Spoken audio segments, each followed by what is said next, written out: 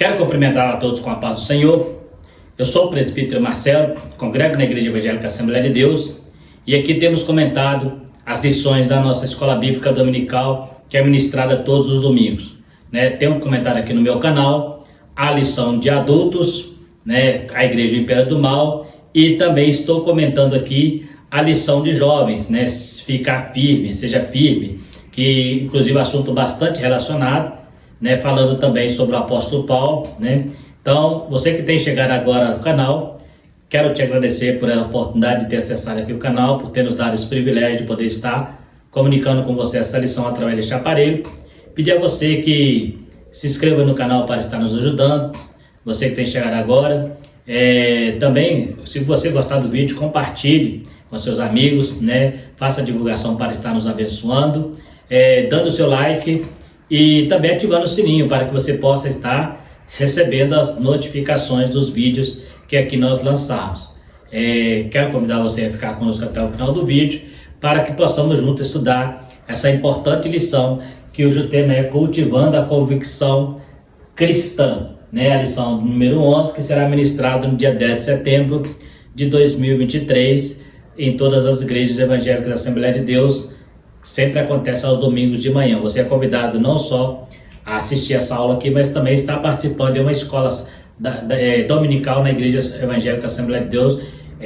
As nossas igrejas estão espalhadas por todo o Brasil e por todo o mundo, então onde você for, você vai encontrar uma igreja e essa lição estará sendo ministrada lá. Se você quiser saber um pouco mais, é uma oportunidade de estar ali, porque ali também tem aquela oportunidade de estar ali debatendo, ali tirando dúvidas, ali junto ao professor. E o dia 10 de setembro é o Dia Nacional de Missões. O nosso texto áudio diz assim: porque a nossa exortação não foi com engano, nem com imundície e nem com fraudulência.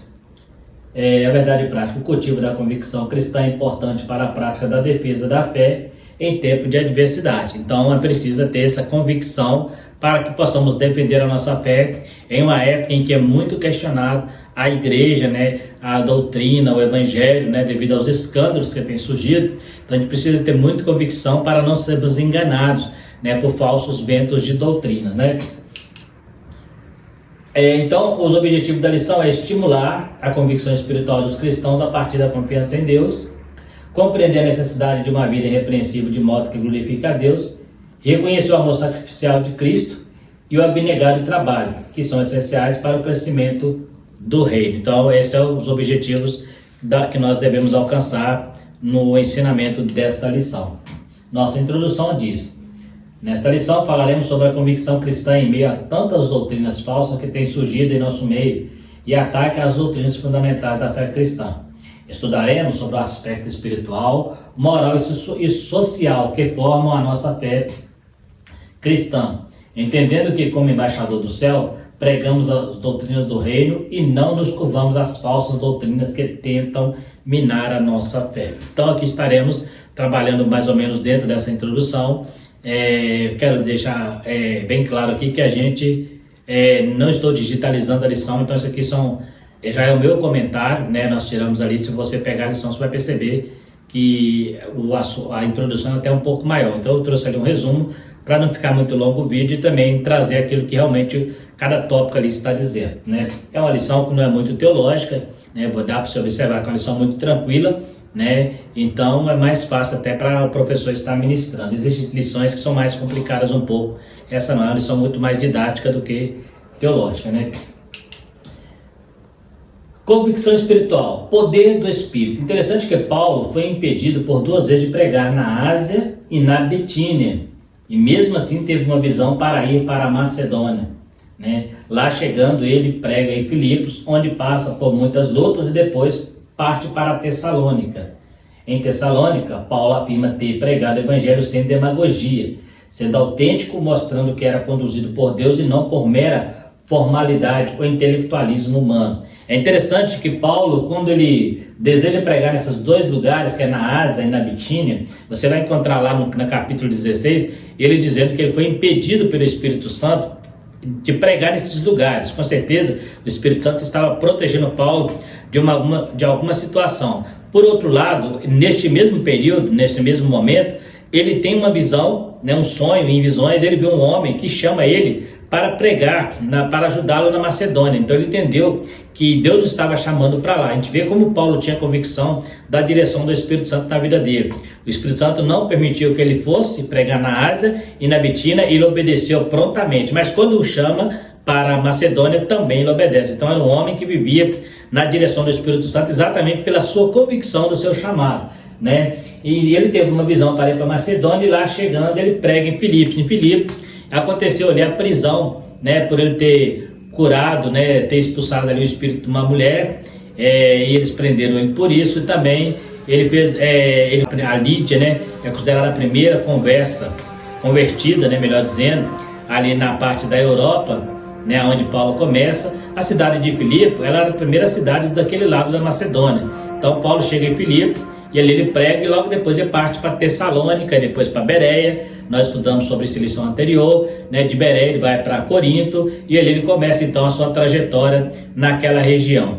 A Tessalônica, como nós sabemos, era uma colônia, né, do Império Romano, uma região grega, mas que pertencia ao Império Romano, que nessa época dominava toda a região, né? Tessalônica é uma cidade que foi fundada por Cassandro, né, e segundo a história, lá no terceiro século a.C., o nome é de origem da própria esposa dele, que chamava Tessália, né? Então Paulo prega nessa igreja, e essa igreja foi onde Paulo deu as suas instruções sobre o caráter cristão, né? Foi uma das cartas que ele mais falou sobre comportamento tanto dentro da igreja quanto fora. Não que ele não tenha dito isso nas outras cartas, mas na igreja de Tessalônica, inclusive uma igreja que se destacou muito na fé e no amor. Ele chega a dizer: não tenho que vos dizer muito sobre isso, porque já é chegado a nós o tamanho do vosso amor e da vossa fé. Mas ele traz ali algumas orientações para a igreja de Tessalônica. E uma das coisas que Paulo faz questão de dizer é que ele não estava pregando o evangelho demagogo. O que é o evangelho demagogo?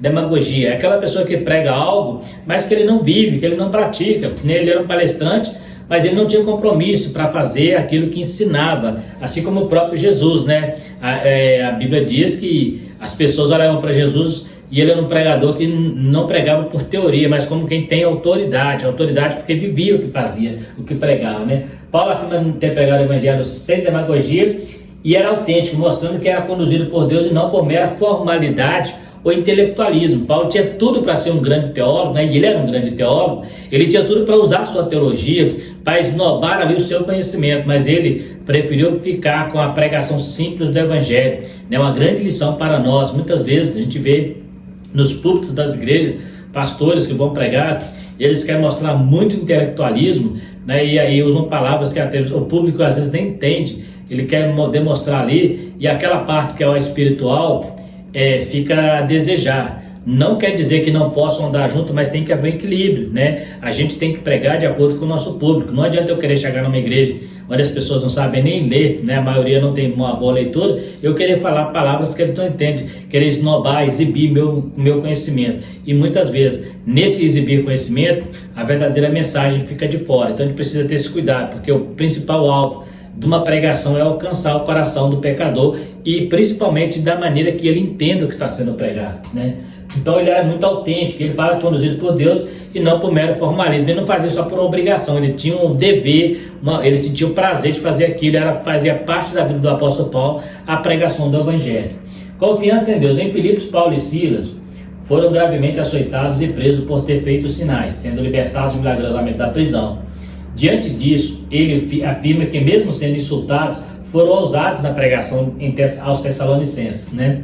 Paulo se sente aprovado e diz não buscar a glória de homens e não usar palavras lisonjeiras e avareza. Olha que interessante, né? O texto onde Paulo fala isso, ele fala que ele não buscava glória de homens, ele não estava preocupando se alguém estava aprovando ou reprovando, ele tinha um compromisso com a pregação da palavra, né? Hoje nós temos muitos pregadores que eles gostam de amassajar a ego da igreja, porque isso arranca a glória a Deus, né? Hoje as pregações, uma boa parte delas não confronta mais a pessoa no seu pecado e deixa a pessoa na zona de conforto. Paulo, ele não preocupava com isso, ele tinha o dever de pregar um evangelho autêntico, evangelho esse que confrontava o pecado. Ele fala também que não buscava a glória de homens e não usava palavras lisonjeiras ou de avareza, né? Não ficava ele não preocupava com essa questão de dinheiro, mais à frente estarei falando um pouco sobre essa questão, que é uma das coisas que está muito em voga hoje no meio cristão, e é um perigo, né, para a gente ver isso aí, e incomoda às vezes, né, traz escândalos, inclusive, né. Há pouco tempo eu vi uma revista colocando, né, os 10 pastores mais ricos, né. É um termo que não cabe bem para o ministério pastoral, né? Porque riqueza você consegue através de trabalho em empresa, trabalho, né, na vida profissional. O reino de Deus é renúncia, ao contrário, Jesus mandou o jovem rico vender tudo o que tinha, né? Apesar de que não era essa a intenção, mas provar que a riqueza e reino de Deus não andam muito junto, principalmente quando se tratando de receber salário para fazer aquilo que nós ganhamos, né? Que Deus nos deu para fazer de graça, né? Então vamos ver aqui. Paulo afirma que o seu evangelho era autêntico, recebido do Senhor e não de fábulas, né? Ou seja, ele não inventava coisas. Hoje tem muito pregador que faz isso. Já vi pregações na internet do camarada pregar fábulas como se fossem doutrinas, né? Ou muitas vezes pregar a própria experiência, né? Experiência pessoal como se fosse doutrina, né? Trazendo visões que não tem base bíblica, que não suportam uma exegese bíblica. Temos que tomar cuidado, né? Contextos fora do texto, muito perigoso, né? Teve muito pregador trazendo mensagens e ele pega textos isolados ou contextos, né? Histórico, e tenta colocar dentro daquela doutrina, né? Então, muito perigoso ter essa mentalidade. Precisamos ter a simplicidade da pregação do evangelho. Ele afirma que o seu evangelho não era para agradar a homens, mas para confrontar em seus pecados, mostrando o poder libertador da graça de Deus, combatendo inclusive os falsificadores que estavam tentando desestabilizar os seus ouvintes. É interessante que hoje nós vemos isso aqui muito no Evangelho Coach, né? O Evangelho Coach, você vê os pastores, os olhos deles até brilham quando eles querem elogiar a igreja, eles querem falar que vai dar tudo certo para a igreja, né? Onde se prega o Evangelho Coach, não há confronto, né? Só se prega o amor de Deus. Parece que o único atributo de Deus é o amor. Eles não pregam a justiça, não pregam, né, a punição pelo pecado, não prega a consequência do pecado, prega só o amor de Deus, e eles acham que o amor de Deus cobre tudo. O amor de Deus cobre tudo sim, mas daquele que se arrepende. Se não se arrepender, esse mesmo Deus que amou, esse mesmo Deus que é amor, né, lá em João 3,16, Deus amou o mundo, no 36, ele fala que vai mandar para o inferno aquele que não seguir o amor de João 3,16. Então só se ler um pouquinho mais, ele foca só na primeira parte e esquece da outra parte. Jesus falou assim: não deveis temer a homens, mas temei a Deus, que depois de matar o corpo pode lançar a alma no inferno. Está na Bíblia. Mas por que lançar a alma no inferno? Deus criou o homem para ir para o inferno? Não, mas o pecado leva o homem para o inferno. Então Jesus veio na cruz para libertar o homem do pecado, mas se o homem não quiser ser liberto ou não aceitar essa libertação, o que aguarda é o inferno. Nos evangelhos que tem pregado por aí, essa palavra não é pregada, né? Inclusive, Jesus foi um dos pregadores que mais falou sobre o inferno na Bíblia, exatamente para alertar o homem do perigo de permanecer na zona de conforto do pecado. E a gente vê que essas doutrinas vêm desestabilizando os ouvintes, como aconteceu nos dias de apóstolo Paulo, desacreditando, né? Hoje nós temos evangelhos aí, né, que tentam desacreditar as verdadeiras doutrinas bíblicas, e Paulo já enfrentava isso lá no primeiro século. Pedro também, ele também fala isso, né? Que haveria pregadores que pregariam fábulas, né? E Paulo escreve também a Timóteo que amontoaria comichões no ouvido e pregariam doutrina que fosse de acordo com as suas concupiscências, os seus desejos carnais, né? Então nós temos aí muita gente nos púlpitos aí sem esse verdadeiro compromisso com a palavra, né? Convicção moral, retidão nas ações. Paulo demonstra retidão em suas ações para com os tessalonicenses, orientando-os a viver uma vida transformada. Interessante é que Paulo demonstra essa transformação em si mesmo, antes de cobrar de outros. Paulo toma os próprios tessalonicenses como testemunho de como foi a sua estadia no meio deles. Ou seja, as atitudes de Paulo falavam mais alto que as suas palavras. Olha que interessante, Paulo chega para a igreja de Tessalônica e é como se ele falasse: pode investigar, vocês viram como é que eu preguei para vocês, a minha integridade, a minha conduta ilibada, né? Será que nós podemos falar isso diante dos nossos ouvintes? Será que nós podemos chegar diante de uma igreja onde nós congregamos, onde eles nos conhecem, e ter coragem de dizer: você pode investigar, pode ver o quanto eu fui honesto com vocês, a minha conduta foi ilibada diante de vocês? É isso que Paulo está dizendo. Ele pega a própria igreja, é como se ele falasse assim: pode procurar, tenta achar algo em mim que denigra a minha imagem, que me tira a autoridade de pregar para vocês. Igual Daniel, a Bíblia diz que os amigos dele, os inimigos, procuraram algum defeito em Daniel na lei dos homens e na lei de Deus e não acharam. Então eles tiveram que fazer o quê? Armar, né, para Daniel cair no conceito, né, em relação ao rei. Eles tiveram que armar ali uma situação para que denegrisse Daniel, porque não tinha nada, né? Então observa que Paulo, ele fala a mesma coisa, ele toma os Tessalonicenses como exemplo, né? Pode, vocês lembram que eu tive no meio de vocês, né? Ninguém poderia dizer uma agulha sequer de Paulo, não, você esteve aqui, mas você foi ganancioso. Paulo não era ganancioso com essa igreja, Paulo não recebeu o salário desta igreja, pra você ter uma ideia, né? Para não ser pesado a vocês, né? Paulo, ele abriu mão até do salário, que ele era digno, ele tinha direito a salário, mas ele abriu mão nessa igreja para que o evangelho não fosse escandalizado, né? Uma igreja que realmente, a igreja tessalônica na época não era uma igreja tão rica, uma igreja mais pobre, não era, por exemplo, como a igreja de Corinto. Então tinha muita dificuldade, e Paulo, ele preocupava muito mais com a pregação do evangelho do que com a sua vida pessoal. Então quando ele viu uma igreja pobre, ele não tinha coragem de lançar mão do dinheiro daquela igreja. Grande exemplo para grandes homens, para homens de Deus, né, que estão por aí, que pegam o dinheiro da igreja como se fosse qualquer coisa, né? E é um dinheiro sagrado, temos que tomar cuidado para não tocar no sagrado, né? Muitas vezes criticamos as pessoas que comem o dízimo, as pessoas que ficam com o dízimo, mas eles não têm a consciência de quando pega esse mesmo dízimo e fica colocando em locais aonde não seria adequado gastar aquele dinheiro, né? Inclusive, vamos falar daqui a pouquinho sobre pregadores, né? Às vezes a pessoa fica pegando no pé dos irmãos para dar o dízimo, o irmãozinho ganha salário, o menino vai lá dar o dízimo com muito sacrifício, ele junta todo aquele dinheiro e dá aí 10, 15 mil para um pregador pregar uma hora, porque atrai multidões, né? Mas é um pecado isso aí também, então cuidado, né? Tem que tomar muito cuidado com isso. Então Paulo fala que ele não foi avarento com essa igreja e ele não preocupou em receber nem dinheiro dela, né? Porque ele falou assim, eu não tenho minha vida por preciosa, contanto que o evangelho de Deus seja pregado, o evangelho de Cristo. Então Paulo não tinha preocupação em viver a vida de luxo, igual nós temos aí pastores, né, que vivem um tremendo luxo, né? Hoje para esses homens ficou muito conveniente ser pastor, né? Porque antigamente pastor era renúncia, era lutas. Hoje não, hoje o cara que é pastor está andando de carrão, andando de avião para baixo, para cima, de jato, né? E está acumulando patrimônios, né? E é muito perigoso isso aí, né? Muito perigoso. A pessoa pode estar ali achando que está fazendo o reino de Deus, mas está fazendo o seu próprio reino, né? E já tem a sua recompensa, né? Reputação ilibada. O mais importante na vida de um pregador é a sua reputação. Isso é fato. Algo que não se consegue nos púlpitos no dia a dia. Por que eu gosto de dizer isso? Porque às vezes você vê um homem pregar na igreja uma boa palavra, né? Ele está pregando ali com uma boa palavra. Aí você fala, nossa, aquilo é um homem de Deus, mas será que é mesmo? Né? Existe muita retórica, muita pessoa que tem um dom da oratória. Tem gente que tem um dom da oratória, né? Então ele fala muito bem, né? Tem uma boa interpretação, mas será que é realmente homem de Deus? Será que no seu íntimo, com Deus, ele é realmente homem de Deus? Porque nós julgamos as pessoas pelos dons, mas Jesus julga pelo fruto. Você olha a pessoa pelo dom que ela tem, Jesus é pelo fruto que ela tem. O fruto é que vai refletir quem ela é, né? Então a gente tem que tomar muito cuidado para não fazer esse tipo de julgamento. Então a reputação de um pregador, ela é conhecida, não é pelo fato dele ser famoso, pregou na minha igreja e fez um reteté, então a reputação dele é boa, vou chamar ele para a minha igreja também. Mas e quando vai?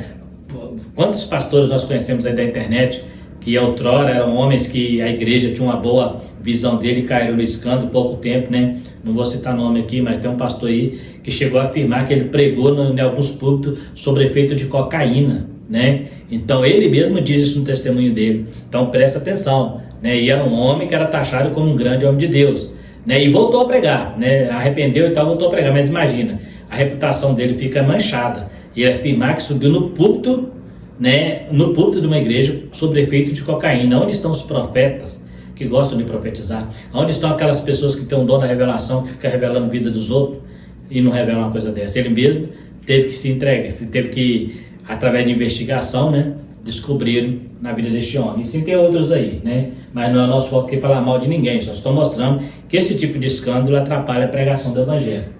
Há pregadores que pregam com muita autoridade, mas quando são investigados, são reprovados em suas ações diárias.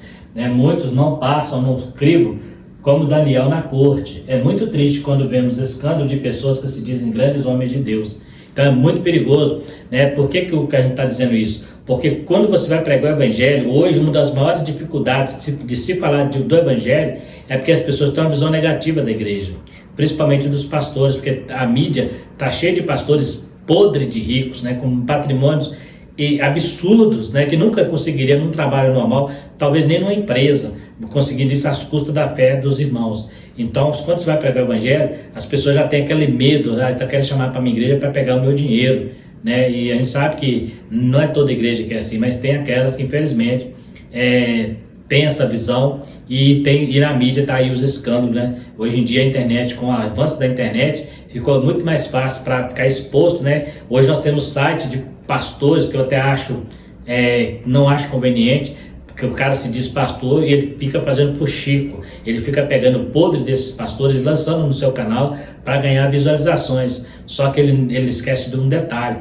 enquanto ele está expondo a vida desses homens, ele está escandalizando o Evangelho também, porque ele está pegando um escândalo que talvez ficaria até no anonimato, quem sabe só naquela região, ele joga para o Brasil inteiro. Então, quando você vai pregar o Evangelho, a pessoa vai lembrar exatamente daquele escândalo que aquele pastor colocou no canal dele. Isso é pecado, nós temos que tomar cuidado. A Bíblia diz que não devemos difamar ninguém e nem ficar fazendo esse tipo de coisa, né? O nosso foco é o Evangelho. Você vai fazer um canal, seja um canal sério, seja um canal de pregação da palavra. Agora, se você quer visualização, então exclui da tua agenda o teu nome, o teu título de pastor, porque pastor não faz isso. Pastor que é pastor, a compromisso dele é pregar a palavra de Deus. Se tem alguém fazendo coisa errada, né, ele não está nem aí, ele quer pregar o Evangelho, né? Eu tenho que me preocupar com a minha vida, eu tenho que estar aqui pregando e as pessoas olhando para mim e dizem: aquele ali eu conheço, aquele ali eu conheço. Agora, ficar eu fazendo fofoca na vida dos outros, isso não é correto. E hoje nós temos aí muitos pastores que estão preocupados, né? Eu falei poucos dias sobre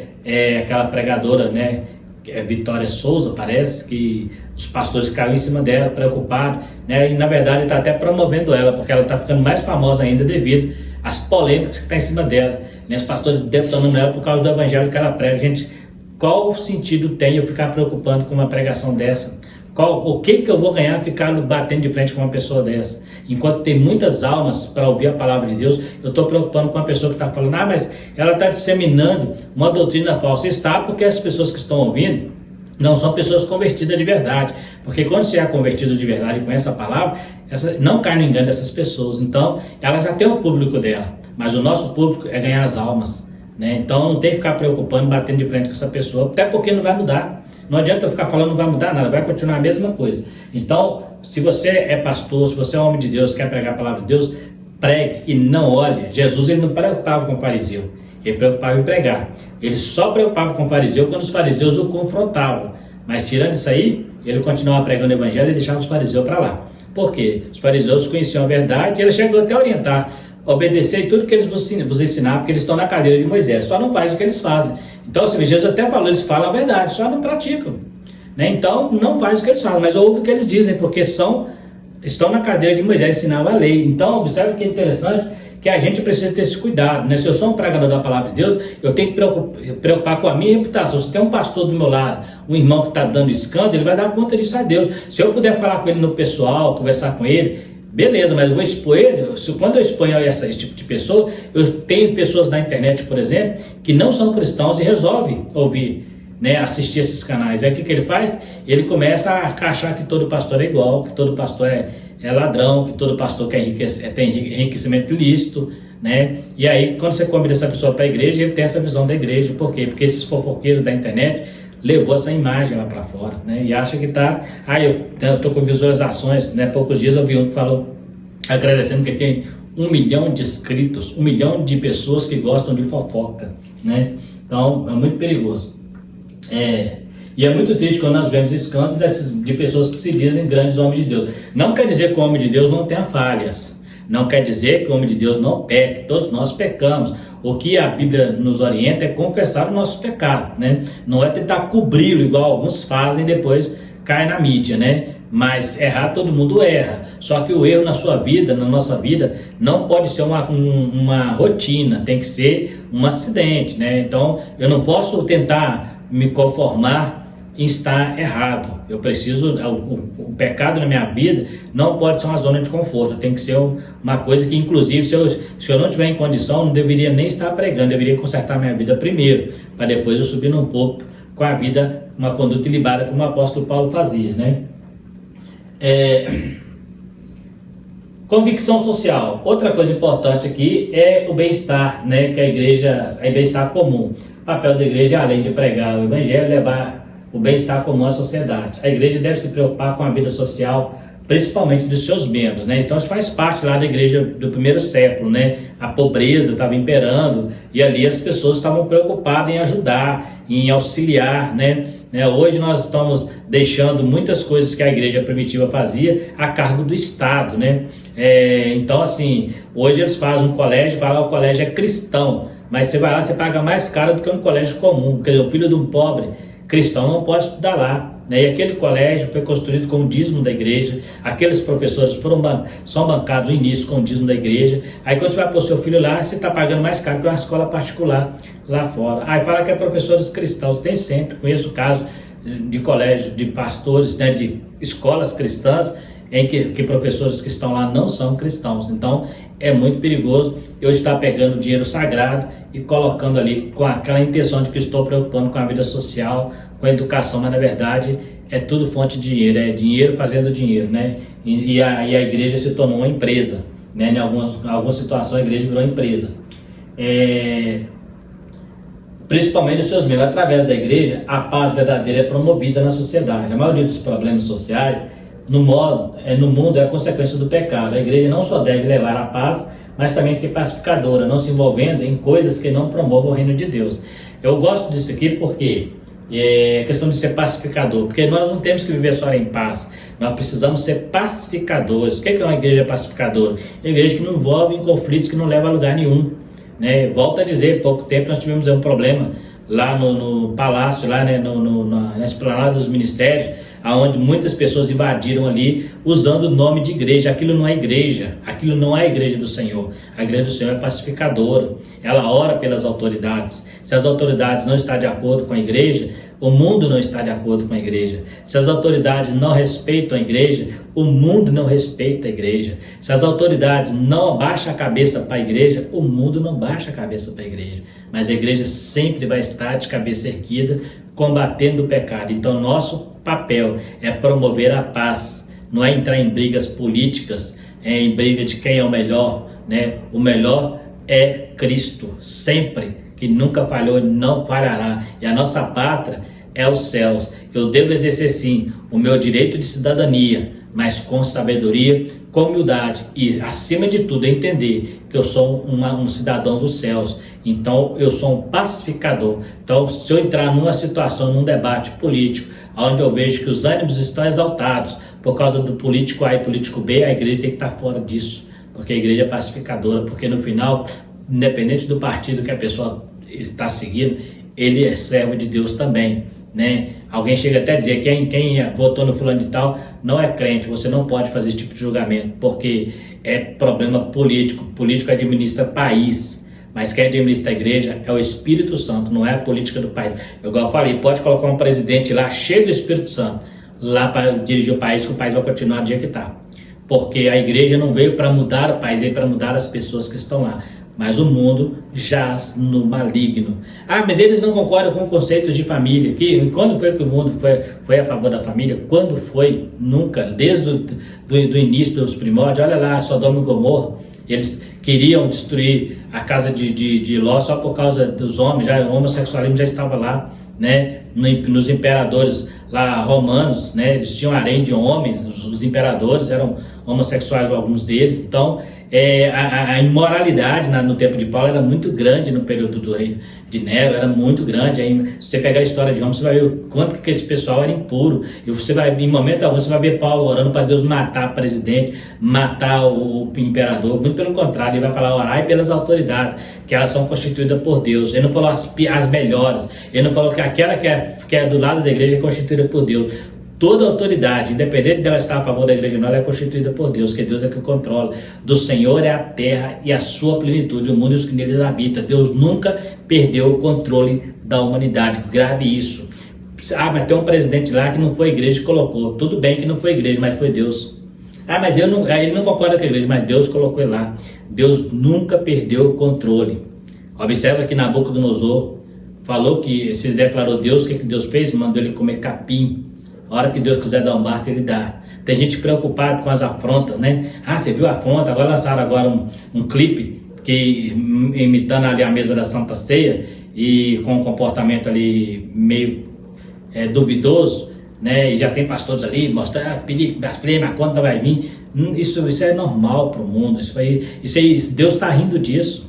Deus está rindo disso, porque os fiéis, ele já tem separado aqui na terra, ele já sabe, os fiéis não se contaminam com essas coisas e não se escandalizam com essas coisas. Então deixa eu fazer o que quiser, a conta vai vir, mas eu não tenho que preocupar não, isso é problema, quem afronta, né, quem está afrontando é o próprio Deus, e no tempo certo Deus vai cobrar, não precisa ficar preocupando com isso, né? Pregar contra sim, mas preocupar não. Então a igreja é uma pacificadora e não se envolve com coisa dessa vida, esse tipo de baderna, né? Dedicação altruísta. Paulo preferiu não receber salário. Ainda que tivesse direito, ele preferiu trabalhar com as próprias mãos para não ser pesado à igreja. Que grande lição para os mercenários da fé. Paulo preferia padecer dificuldade ao ver a pregação sem fruto por causa dessas coisas, né? Hoje é complicado. Eu estava vendo poucos dias disso na internet, os 10 cantores mais bem pagos, né? Eu até parei de ver, comecei a assistir alguns, é muito nojento, né? Um cantor ganhar 30 mil reais para cantar uma música, 2 músicas, 3 músicas, né? Os shows mais caros, 30 mil, e foi subindo, 30 mil, 40 mil. Eu cheguei a parar porque é nojento você ver isso, falar que a pessoa fala, e a pessoa sobe ali e fala que está cantando para Jesus, que para Jesus é mamon, está cantando por dinheiro. Cobrar 30 mil para cantar uma música, é igual os cantores do mundo, pelo menos do mundo, admitem que canta é para o mundo, ele não canta para adorar a Deus, ele já canta para o mundo mesmo, é para as pessoas mesmo, é as músicas da sofrência, é para casais, né? Agora a igreja, a música é para adorar o Senhor, e a pessoa paga 30 mil para um cantor, eu não sei quem é pior, se é quem recebe ou se é quem paga, né? E ali tem cantor gospel que cobra até 100 mil para cantar, né? Então, isso é uma vergonha para o evangelho, isso é uma vergonha, né? A pessoa cobrar 100 mil e sair, depois deitar a cabeça no travesseiro e falar, fiz a obra do Senhor. Que obra do Senhor? Até eu por 100 mil faria também, né? Que eu fiz a obra do Senhor. Pouco dia eu vi uma cantora falando, né? Meu sonho era comprar o meu jardim, só que eu não sabia que ia ser tão rápido, e eu tenho que fazer mais música para esse povo. É para o povo, porque para Deus não é não, porque para Deus é sem salário, né? Olha que Paulo mostrando aqui, ó, né, que ele preferiu abrir mão de salário. E agora você vê um cantor, né? Eu estou falando cantor aqui, mas tem uns pregadores aí que estão indo pelo mesmo caminho, tem agenda. E se você não pagar o que eles querem, eles não vêm não, né? E tem uma turminha que está começando a pregar que está com essa mesma visão, querendo andar o mundo inteiro, mas ó, pensando no dinheiro. Vai ganhar galardão aqui na terra, vai ganhar aqui, mas lá no céu não ganha não, porque Deus não é injusto. Deus, ele não vai... Você vê, Paulo abriu mão de salário. Aí você fala assim, mas o pastor é digno de salário. Sim, o salário é digno, é bíblico o salário do pastor, assim como eram os levitas lá no Velho Testamento. Vou falar daqui a pouco sobre isso. Nós estamos falando aqui de pessoas que nem pastor são. A música sempre existiu no meio gospel, na igreja, para louvar a Deus. Não existe esse negócio de pagar cantor, isso foi inventado. Pega lá na década de 50 para trás, se tinha esses cantores. Pega lá na década de 50, 1950, 1900, não existia cantores, esses cantores que ganhavam essas fortunas. Isso é do nosso século, do século XIX para cá, que começou isso aí, deu muito dinheiro. Pega aqueles cantores bem antigos, nem rico eles eram, né? Depois o negócio virou famoso, hoje já tem prêmio, faz parte até de premiação mundana, né? Então, infelizmente, tem muita gente que não gosta de ouvir isso, mas é uma verdade. Este não é o evangelho de Jesus Cristo. Essa música que são cantadas por 30 mil reais não é música para o Senhor. O Espírito Santo passa longe dessas músicas. Por quê? Porque não está adorando o Senhor, a pessoa está cantando por dinheiro. Pode ser que a música seja uma boa música, eu posso cantá-la para adorar o Senhor, desde que eu não estou recebendo. Eu estou falando de quem fez a música com a intenção de ganhar dinheiro com ela. Ele está perdendo o seu tempo. É aquele famosa ponte. Ele, talvez muita gente passa para ir para o céu, mas ele fica para trás, né? Então, e pregadores a mesma coisa. O cara, muitos deles nem teólogo chega ali, faz um reboliço ali, começa a cobrar 30 mil, 40 mil, né? E o pior de tudo é que a igreja que bate a favor, contra os irmãos que não diziam, é a mesma igreja que investe nesses caras. paga ali 30, 40 mil para um pregador, hotel 5 estrelas, né? Jatinho, né? Dependendo do carro que for buscar no aeroporto, ele não vem, tem que ser um carro esporte espetacular, não pode ser qualquer carro, né? E depois bate no peito e fala que é homem de Deus. Olha que homem de Deus aqui, ó. Deixou de pregar, deixou de receber salário para não escandalizar. A igreja não tinha condição. Se a igreja tivesse condição, Paulo pegaria o salário dele. E que não era muita coisa, era para sobreviver. Não era para montar mansão, não era para andar em carro de luxo, não era para sobreviver, para não passar fome, né? O sustento do obreiro de tempo integral é bíblico. Porém, tem que ter um chamado. Ninguém pode usar esse direito por preguiça de trabalhar. O camarada está trabalhando na empresa lá e ganha 2, 3 salários mínimos, o que ele pensa? Ah, não, vou virar pastor, né? Porque eu digo, um pastor falando, né, enchendo a boca, eu ganho 20 salários mínimos, né? 20 salários mínimos para fazer o quê? Para pregar a palavra que eu estou fazendo aqui.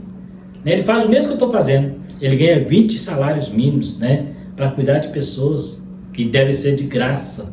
Né? Isso é por chamar. O salário, sim, o pastor tem que ter um salário digno para não ter preocupação com vida financeira, isso concordo, né? Mas a Bíblia diz: digno é o obreiro do seu salário, não de ser milionário, né? Se quiser ser milionário, tem que montar a empresa. Alguns estão fazendo fortuna em nome do dom que Deus deu e ainda se gabam disso, né? Estou fazendo a obra de Deus, eu tenho feito a obra de Deus pelo mundo inteiro, tá? Mas olha o patrimônio que o cara juntou fazendo obra de Deus, né? Fazendo obra de Deus, ele juntou um patrimônio exorbitante, patrimônio que jamais ele conseguiria como um mero trabalhador, ou até mesmo em alguns casos até como empresário. Ele faz aquele patrimônio gigantesco e se declara homem de Deus. Ah, mas aí fica muito fácil, né? Pregar e ficar rico, né? Que hoje eles estão ficando aí, hoje os pastores estão ficando ricos com a pregação do evangelho. E quando você vai ver a pregação, muitos deles não surpreende não. Tem um pregador da internet aí que ele cobra 4 mil reais por hora para pregar. Um dia, esses meses de eu assisti uma pregação dele, não me impressionou nada. Foi só gritaria e gosta de falar as verdades que ele acha que nem pratica. Então, nós temos aí, pior do que quem vende, são os líderes que usam o dinheiro sagrado para alimentar esses mercenários. Esses líderes precisam conhecer Ezequiel 34. Leia lá Ezequiel 34. O que os pastores fazem e o que Deus fala com eles. Vocês não cuidam da ovelha, a quebrada não ligaste, a deserrada não buscaste, né? A ferida não curaste, né? Ai de vós, pastores, eu vou buscar as minhas ovelhas, porque vocês só querem alimentar da gordura, do leite e da lã da ovelha. Ezequiel 34, Deus usando o profeta para falar contra os pastores mercenários que estavam por causa do que a ovelha poderia propor para eles. Não estava preocupando com as almas, com a salvação, estava preocupando em arrecadar, né? O que as ovelhas vão me dar, o que elas vão me oferecer. É isso que ele estava preocupando. Ai dos pastores, essa turma de pastores mercenários e cantores, eles vão prestar contas diante de Deus. Pode ter certeza disso. Deus é muito justo. Ele é amor, mas ele é muito justo. Eles vão prestar contas, né? O dia que chegar lá no céu, eu fiz a tua obra. Cantando uma música evangélica para cobrar 30 mil, 40 mil reais, isso não é minha obra. Minha obra é ao contrário. Se você amar o mundo, o amor do Pai não está em você. E às vezes as pessoas estão mais preocupadas com bens materiais aqui, com bens financeiros, né? Então, o evangelho é renúncia. O evangelho é renúncia. E eu não estou dizendo que você tem que passar fome. Paulo, ele trabalhou fazendo tenda. Se coloca no lugar de Paulo. Se Paulo estivesse aqui hoje, né, Paulo foi o maior pregador do evangelho da sua época. O maior pregador. Vê lá no Atos 28 qual era o patrimônio que sobrou para Paulo. Lê lá 2 Timóteo capítulo 4 qual é o patrimônio que Paulo tinha. Paulo pregou em toda a Ásia e Europa. Né? Paulo pregou por mais de quase 40 anos. Vê como que termina a vida do apóstolo Paulo. Vê se dá para comparar com os pastores de hoje, né? Que muitas vezes não aguentam uma lançada de moita, já está até largando o ministério. Outros param de trabalhar para virar pastor. Vira pastor, fica famoso, entra para a política e vira deputado. E ainda usa o nome de pastor, não é. Ou você é deputado ou você é pastor. São duas coisas diferentes. Né? Eu não concordo que um pastor deixe de cuidar de ovelha e vai cuidar numa Câmara de Deputados, Senado, ou seja, qualquer político. Eu não tenho nada contra o cristão ser político, mas o pastor tem, porque ele foi chamado para cuidar de pessoas, de ovelhas. e não para ficar batendo de frente lá na Câmara de Deputados, igual a gente tem visto por aí. Aquilo ali não é pastor. Ele foi pastor um dia, mas ali não é pastor não. Pastor é quem tem uma igreja, que ele cuida, que de madrugada ele está à disposição dela. Eu não preciso marcar uma audiência para encontrar com ele não. O pastor é aquele que cuida, ele cheira ovelha. Aí o cara vira pastor, o cara não pode trabalhar na vida material. Aí vira pastor, tempo integral, fica famoso, aí vai virar político, né? Ainda usando o nome de pastor. Grave isso. Político é político, pastor é pastor. Político cuida de gerenciar assuntos do governo. Pastor cuida de assuntos para gerenciar assuntos do reino de Deus. São coisas diferentes. Não é errado você ser um político, mas se você é um pastor, foi chamado para pastor e está exercendo política, você está desobedecendo o chamado e Deus vai te cobrar por isso. Então, se Deus falar comigo, Marcelo, se a partir de hoje, se é um pastor de igreja, eu começo a dirigir uma igreja, eu fico famoso, agora você pode se candidatar a político. Se eu aceitar, eu estou abrindo mão do ministério para mexer com outro ministério, abrindo mão do ministério de Deus para mexer com o ministério dos homens, né? Então, lá ele tem um bom salário, ele tem que deixar de ser pastor então, né? Então, a gente tem que tomar cuidado, que a igreja tem misturado muito isso aí. Isso aí deu um problema na Idade Média lá, só para você estudar a história lá, você vai ver o que aconteceu. Aprendendo essa lição sobre a grande convicção do apóstolo Paulo de pregar o evangelho. Mesmo sofrendo muitas tribulações, ele nunca desanimou e nunca pediu a Deus que o aliviasse desse cargo. Eu gosto disso, que Paulo, ele chama Timóteo, sofre comigo, né, como um bom soldado. Ele não pede assim a igreja para orar, para Deus livrá-lo da perseguição. Muito pelo contrário, ele fala, sofre comigo. Né? Ele sabia que ia sempre ter perseguição. Ele sabia que quem prega padecia perseguições. Ele disse isso a Timóteo. É interessante que Paulo falou assim, quem quer viver piamente padecerá perseguição, mas não é o que você vê nos pregadores. Já viu ser perseguido com o bolso cheio, batendo de carrão? É muito fácil, né? Aí você fala assim, Marcelo, você está mexendo muito com isso, é porque eu tenho uma aversão muito grande em relação a esse tipo de comportamento. Eu não vejo o reino de Deus dessa maneira. Eu vejo o reino de Deus como os pregadores, como homens de Deus chamado por renúncio, igual Moisés largou todo o conforto do Egito para ir viver no deserto e guiar um povo que até era ingrato com eles, que até quis apedrejar. Mas ele largou todo o conforto do Egito. Moisés era o príncipe do Egito, mas ele largou tudo para ir viver no deserto com o povo. Isso é chamado, né? Inclusive ele convida a sofrer com ele. Paulo não se preocupava em ter bens materiais e luxo. Seu patrimônio era a capa, alguns livros e pergaminhos. E no final de sua vida pagava aluguel até ser morto. Vai lá em Atos capítulo 28, Paulo aluga uma casa em Roma e fica ali por 2 anos ensinando a palavra de Deus, que ele não podia sair de lá, até ele ser degolado, né? Segundo a tradição. E quando ele está na prisão, ele fala para Timóteo levar para ele o que ele tinha. Traga a minha capa, os livros e os pergaminhos. Paulo não tinha nenhum luxo, não tinha, era uma vida muito simples, né? Morreu na pobreza, mas foi o homem que mais pregou em toda a Ásia e Europa. O homem que mais pregou o evangelho foi o apóstolo Paulo. Nem hoje, nunca existiu, nunca vai existir alguém que pregasse mais do que este homem. Contudo, era um homem que sabia em que ele cria e ele tinha convicção do seu chamado. E ele entendia que ele não precisava de preocupar com bens materiais nessa terra, que a preocupação dele era ganhar almas para o reino de Deus, porque o seu galardão, né, é do Senhor. Então ele não estava preocupado. Paulo não tinha raiz nessa terra. O negócio dele era só o céu. Enquanto muitos estão preocupando em fazer grandes fortunas aqui, até em nome da fé, Paulo estava preocupado em levar grandes multidões. E quantas milhões de almas vão chegar no céu através das pregações do apóstolo Paulo, direta e indiretamente, porque ele pregou pessoalmente, mas as cartas dele falam até hoje conosco. Então, quantos milhões de almas, trilhões, quadrilhões vão chegar no céu através das palavras deste grande homem de Deus. Então nós vemos aí o maior exemplo de pregação do evangelho depois de Jesus Cristo, é o nosso amado apóstolo Paulo, um homem que tem muito para nos ensinar, além daquilo que nós conseguiríamos até aprender com ele, porque ele vivia, a vida dele falava muito mais alto do que o que ele pregava, né? Então ele nos dá essa grande lição, na convicção da nossa vida cristã com Deus. Está aí mais uma lição, falamos sobre o apóstolo Paulo de novo, né? Falamos lições anteriores. Eu quero agradecer você que ficou até o final do vídeo, né? Pedir a você que se inscreva no canal para estar nos ajudando, também compartilhando, né? Com alguém que você conheça. Dá o seu likezinho ali para nos ajudar. e ativa o sininho se você tem gostado, né? Ativar o sininho para você receber as notificações das próximas aulas, né? No mais, eu quero agradecer a todos vocês e fiquem todos com Deus, né? E até a próxima lição, se Deus quiser.